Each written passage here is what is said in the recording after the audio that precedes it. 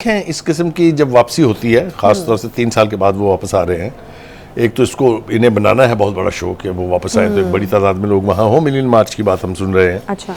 और कोई बाइद नहीं है, अगर नून लीग की क़यादत चाहे तो इतने लोग इकट्ठे कर सकती है।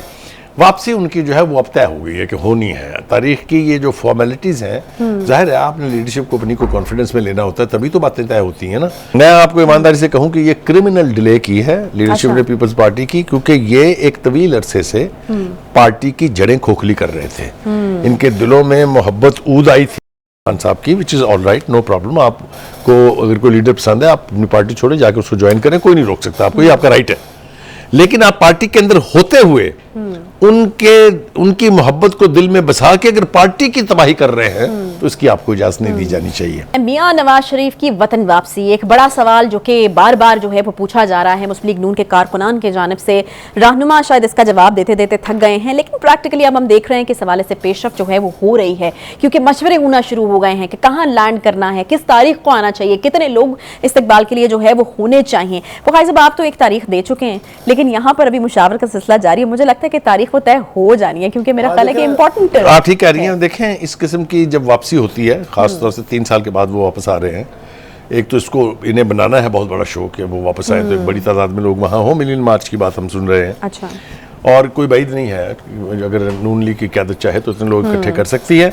वापसी उनकी जो है वो अब तय हो गई है कि होनी है। तारीख की ये जो फॉर्मेलिटीज़ हैं, जाहिर है आपने लीडरशिप को अपनी को कॉन्फिडेंस में लेना होता है, तभी तो बातें तय होती हैं ना।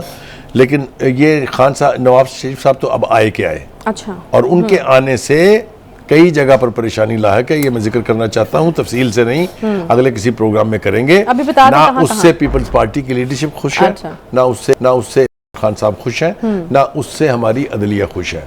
तफसील बाद में, ठीक, ये मैंने आपको बाद में जी ठीक है जी। तो अब आए के आए और फिर आपकी तारीख को लॉक कर लिया जाए। हाँ, मेरे ख्याल से उसको तो लॉक रखें आप अभी। ठीक है जी। और लाहौर में लैंड करना चाहिए, ये भी एक बड़ा सवाल उठ रहा है। नेचुरली वो उनकी वापसी नेचुरल लाहौर में बनती है। आपको लगता है कि अगर तारीखी इस्तकबाल चाहते हैं तो फिर Lahore is the right place. ठीक है, ठीक है। अच्छा, पीपल्स पार्टी ने आज एक बड़ा फैसला किया। बुखारी साहब, वो शायद आप तो कहते होते हैं कि उनको पहले कर लेना चाहिए था काफ़ी, लेकिन बहरहाल उन्होंने काफ़ी पेशेंस का मुजाहरा करने के बाद हम देख रहे हैं कि लतीफ़ खोसा साहब की और एतजाज़ अहसन साहब की बुनियादी रुकनियत जो है उसको मुअत्तल कर दिया है। मैं आपको ईमानदारी से हमारी पार्टी में नहीं, मैं आपको ईमानदारी से कहूं कि ये क्रिमिनल डिले की है लीडरशिप ने पीपल्स पार्टी की, क्योंकि ये एक तवील अरसे से पार्टी की जड़ें खोखली कर रहे थे। इनके दिलों में मोहब्बत ऊद आई थी खान साहब की, which is all right, no problem. आपको अगर कोई लीडर पसंद है, आप अपनी पार्टी छोड़े जाकर उसको ज्वाइन करें, कोई नहीं रोक सकता आपको, ये आपका राइट है। लेकिन आप पार्टी के अंदर होते हुए उनकी मोहब्बत को दिल में बसा के अगर पार्टी की तबाही कर रहे हैं तो इसकी आपको इजाजत नहीं दी जानी चाहिए। और फिर जो ऑब्जेक्टिव है उनका वो इतना पर्सनलाइज्ड है कि मुझे तो शर्म आती है उसका तज़किरा करते हुए भी, लेकिन मैं करने से बाज नहीं आऊंगा।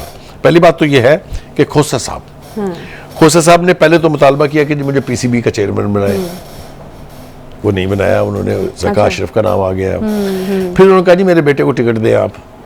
अच्छा। फिर जब वह उसमें भी घास नहीं डली तो फिर उन्होंने वही टिकट पीटीआई के खान साहब से भी मांगी है अपने बेटे के लिए। अच्छा, तो मिल गई? वो एक इतला ये है कि मिल गई है, लेकिन इसकी कंफर्मेशन हो जाएगी जल्दी। ठीक है।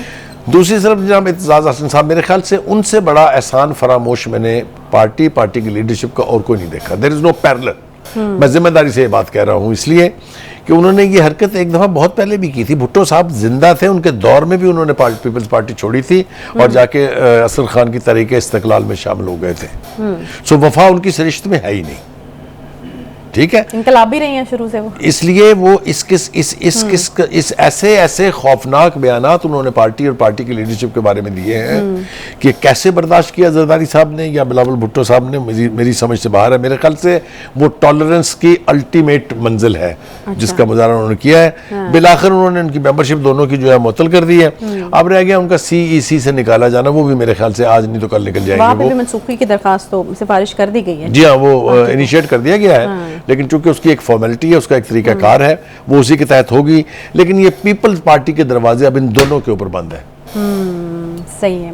अच्छा, अब ये कोर कमांडर हाउस हमला केस है जी, चेयरमैन PTI समेत 5 मुल्जिमान की तलबी के समन जारी हुए हैं, तो ये अब ये आज शाम पेशी थी 7 बजे। तो वो मेरे ख्याल में हो गई होगी अब। इसी को या तो हो जाना चाहिए या फिर गिरफ्तारी के लिए तैयार हो जाएं, अगली दफा तो फिर अरेस्ट ही होंगे वो। गिरफ्तारी के लिए तो तैयार नहीं है वो, तो आप देखें कि हर जब पेशी होती है तो वो रात को तकरीर ऐसी ही करके जाते हैं कि आखिरी है।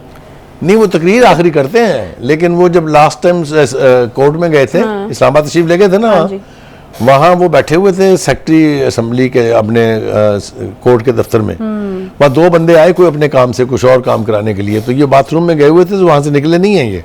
अच्छा। इसलिए उनका ख्याल ये था कि शायद मुझे पकड़ने आए हैं, तो इतने बड़े बहादुर है, मैं छोड़ दें उनकी बहादुरी के किस्से अल्टीमेटली लोगों को पता चल जाएंगे, पहले भी पता चल गए हैं। अच्छा। तो मजीद भी मेरा ख्याल है बहुत जल्दी। ये किसने पेश होना है? बुशरा बीबी को बुलाया गया था, हमाद अजहर हसन, न्याजी मुराद से, ये वो वाले लोग हैं जो कि मतलब बुशरा बीबी तो खैर पता है ये वो वाले लोग हैं छुपे बैठे हैं, ये वो वाले लोग हैं जो सोफों पे तो जरूर बैठे हैं, लेकिन वो लोग हैं जो जिम्मेदार हैं जो कुछ जमान पार्क के बाहर हुआ था, जब पेट्रोल बम फेंके गए रेंजर्स के ऊपर, पुलिस के ऊपर। ये वो लोग हैं जो जिम्मेदार हैं 9 मई को होने वाले कोर कमांडर के अटैक के हवाले से।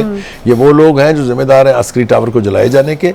ये इनके ऊपर चार्जेस बहुत खौफनाक नौइयत के हैं और इनकी मौजूदगियां साबित है वहाँ। Nothing needs to be proved, सबूत इनके मुतल्लिक हैं, वीडियो सबूत भी हैं, इनकी तकारीर भी हैं, इनके उकसाने वाली वो स्टेटमेंट्स भी हैं सारी। तो ये मेरे ख्याल से बकरे की माँ कब तक खैर मनाएगी, ये भी जल्दी कोई ना कोई रंग लाएगा, ये जो सिलसिला है खास तौर से कोर कमांडर हाउस का।